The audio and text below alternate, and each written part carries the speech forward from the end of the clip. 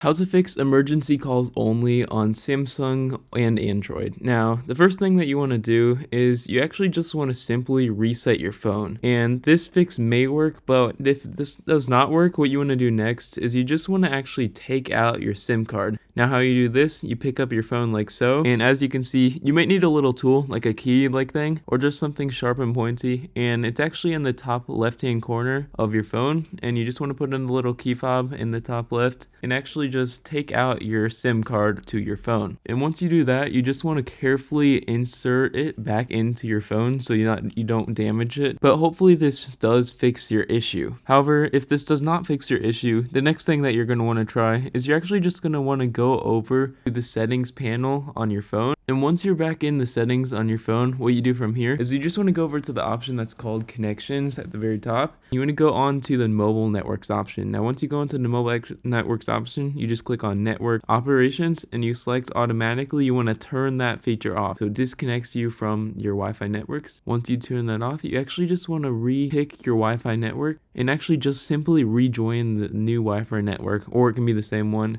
that you want to join. And that may fix your issue. However, if this does not fix your issue, the last thing that you're going to want to do is you're going to want to go back to your home screen of your Android, and you actually just want to go over to the settings once again, scroll down a little bit, scroll down to the bottom, and you actually just want to select on the general management. Doing so, you scroll to the very bottom and you click on the reset option. Once you click on reset, you just want to reset your factory setting in your network settings. Once you do this, you just click on the reset option and this should fix your issue.